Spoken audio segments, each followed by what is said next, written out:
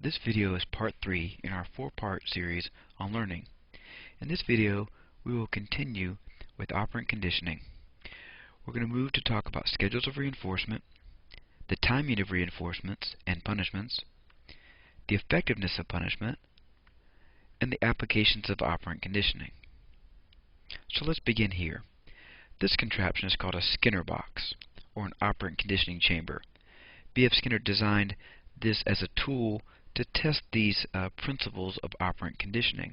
Now this is a pretty fancy Skinner box, got all kinds of bells and whistles and speakers and levers, and we're going to just focus on right now the lever in this food dispensary. So imagine you put a rat in this box and observed it, and the rat's just going to move around in the box because that's what rats do. At some point, just based on sheer curiosity and chance, this rat is going to touch this lever and push this lever. And when it does, food is going to be delivered for the rat. The rat notices the food, runs over, and eats the food. And he stays here waiting for the next food to come out. Of course, no food comes. And so the rat, as rats will do, will wander around this cage, and eventually, by chance or just out of curiosity, he'll come back over and press this lever. And when he does, food comes out. He runs over and eats the food, stands around waiting for more food, and eventually again it doesn't come. After a while, the rat again will push this lever and food will come out. Now about this time, rats, which are not stupid animals, will figure out that, or make the association that immediately after pushing the lever, food was dispensed. So now the rat will run over, push the lever, come over, get the food, run back, push the lever, come over and get food. He has learned to associate his behavior pressing a lever with the consequence of the reinforcement of the food. This is an example of operant conditioning as a form of associative learning. And the rat is being reinforced on what we call a continuous schedule of reinforcement. Can you think of any other real-world situations where you are reinforced on a continuous schedule? How about a vending machine? When you put your money in, you get your food. It's a pretty standard way of receiving reinforcement. It doesn't take us long to learn to make the association between the behavior and the consequence.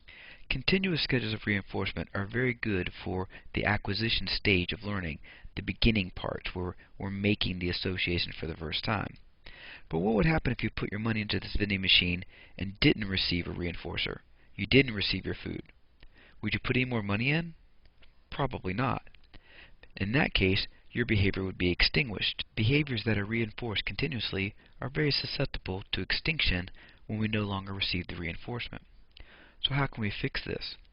Well, let's go back to our rat. Once we've taught the rat that pushing the lever results in food being delivered, what would happen if we push the lever, the rat pushes the lever, and we don't dispense food? The rat would push the lever, come over, wait for food, and it wouldn't come out. The rat would probably run back over and push the lever again, maybe a little harder this time, and food doesn't come out. Now the rat goes over and goes, maybe I had to push a little bit harder. He pushes the lever again, and then food comes out. Oh, it's working again. Comes back over, pushes the lever, runs over, no food. Pushes the lever, runs over, no food. Pushes the lever, food. It wouldn't take long before the rat would, instead of checking in between each push, come over here and go 1, 2, 3, food, and then run back 1, 2, 3, food, without checking in between. The rat would have learned that the reinforcement is being delivered on a fixed ratio schedule, an intermittent schedule of reinforcement. The result would be a high rate of behavior and a behavior that is less susceptible to extinction. So, and we could change this ratio. We could make it so it's 5 presses of the bar before it gets food, or even 10, in which case the rat would come over here and as quick as he could push the lever 10 times and then run and get his reinforcer, and then run back and push the lever 10 times and run and get his reinforcer. And moving to this type of schedule makes the behavior, it strengthens the behavior. What we've done is move the rat's schedule of reinforcement for pushing the lever from a continuous schedule of reinforcement to an intermittent schedule of reinforcement. There are 4 different types of intermittent schedules. There are fixed ratios and variable ratios, which are reinforcing the behavior after some number of behaviors. And there are fixed intervals and variable interval schedules of reinforcement that reinforce behaviors after a specific amount of time has passed, or a variable amount of time. Let's look at these schedules of reinforcement a little closer. In a fixed ratio schedule of reinforcement, a reinforcer is given after every nth response, where n is the size of the ratio. In our example with the rat a moment ago, the n was 3. Every 3 presses of the lever was reinforced with food. This is a good schedule for learning a new behavior, as long as the ratio is small. Over time, you could extend the ratio, from 3 to 5 to 10 or so forth. Now, when you look at how the behavior is conducted, it's typically a relatively stable amount of behavior in between reinforcers, with a slight delay immediately after the reinforcer is given. Some examples of real-life fixed ratio schedules would be factory workers that are paid according to the number of products they produce rather than the hours that they work. If a worker gets paid $10 for every 100 widgets he makes, that would be an example of a fixed ratio schedule with the ratio being 100. What if a teacher challenged her students and said, for every 5 math problems you finish before lunch, you get 5 extra minutes of recess? That would also be a fixed ratio. A certain number of behaviors would have to be completed in order to receive the reinforcer. Let's go back to our rat. What if we made it a little bit more unpredictable for the rat? Let's say that after we've taught him the basic premise of what's going on here, that he pushes the lever, doesn't get food. He pushes the lever 3 or 4 times and doesn't get food. Then he pushes the lever and he gets food. And the next time he pushes the lever twice and he gets food. And the next time it's 6 times before he gets food. In this case, we're reinforcing the behavior after a certain number of behaviors, but that number of behaviors is variable. What would that do to the rate of responding?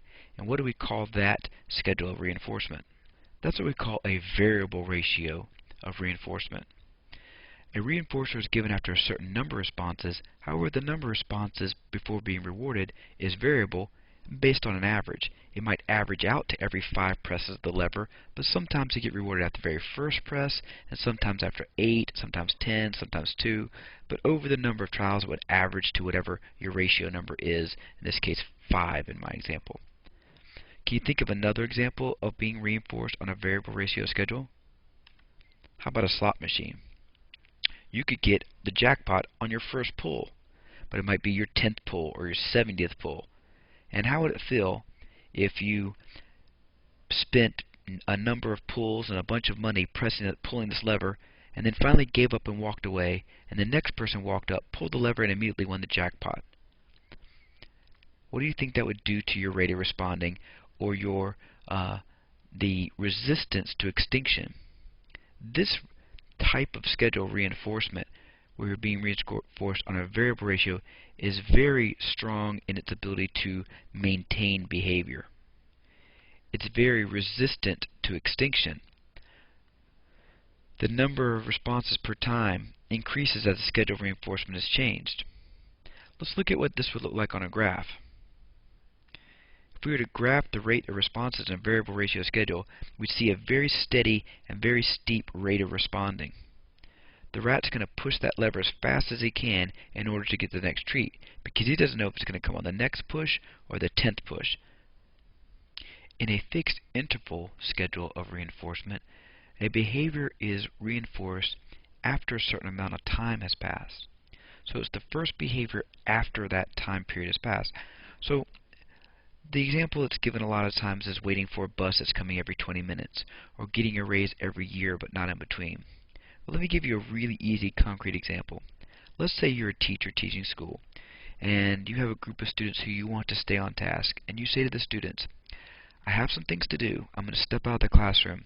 I want you guys to stay working on your math problems. I'm going to come back every 5 minutes and check on you. If you guys are working hard, when I come check, then we're going to get extra recess time. And then the teacher walks out of the room. What's going to happen to the rate of responding of the behavior? Well, in the immediate future, the rate of responding, in this case staying on task, would probably drop off. But as we get closer to the time when the teacher's going to come back into the room, I would suspect that every student would start working hard. The teacher might come in and say, oh, that's great. You guys are working so hard. Okay, I'll check back in 5 more minutes, and she leaves the room again. What's going to happen to the rate of responding in the time immediately following? More than likely it's going to drop off for a bit, and then again resume its pace as we get closer to the end of the time interval. A major problem with this schedule is that people tend to improve their performance right before the time period expires so as to look good when the review comes around. How about if your boss tells you that every January he's going to review your sales numbers to determine whether you should get a raise that year? Guaranteed that your sales numbers in the months of December and January are going to be much higher than in the months of February and March. If we graph this, it looks something like, and it has a very particular look. We get this scalloped feature where immediately after the reinforcer, the level of rate of responding drops off and then increases and gets steeper as we get close to the end of the time period. This is very indicative, very typical of the rates of behavior in a fixed interval schedule. And how can we fix this? How can we get rid of this scalloping? What if, in the same example, the teacher says, I'm going to step out of the room to make some copies or to go get some things. I'm going to check back in on you from time to time to see if you're working. And if you're working, if you're all working, we'll get extra recess. Now, we're no longer on a fixed interval, but we are moving to a variable interval. It's the same as a fixed interval, but the time intervals vary. So the teacher may come in after 1 minute or after 5 minutes. In this schedule, we get a rate of responding that's slow and steady, and we get a graph that might look more like this, without the scalloping and the drop-off in the rate of behavior after reinforcement. When we put them all together, we can see how different schedules of reinforcement can lead to different rates of behaviors and different patterns of behaviors. Where the fixed ratios, we get a high rate of responding with a brief pause after reinforcement, and in the variable ratio, we get a very high steady rate without pauses. And both of these are resistant to extinction, with the variable ratio being a lot more resistant than the fixed ratio. And with the fixed interval, we have our scalloping effect and lower resistance to extinction, but the variable interval is much higher resistance to extinction, but a slower steady rate of responding than when compared to the variable ratio. So continuous schedules of reinforcement will result in fast acquisition, but are very susceptible to extinction, whereas intermittent schedules are less resistant to extinction, are more resistant to extinction, but are not as good for acquisition. Well, it looks like my four-part series of learning is going to turn to a 5-part series because we're at 13 minutes now, and I want to go ahead and stop this video, and we'll come back and do another video that's going to include just these 3 parts here that we didn't get to. So part 4 will look at the timing of reinforcement. When do we give the reinforcer or the punishment as we're trying to shape behavior? We're going to talk about the effectiveness of punishment. When is it effective? How can it be effective? And how does it lose its effectiveness? And then we're going to move to real-world applications of operant conditioning.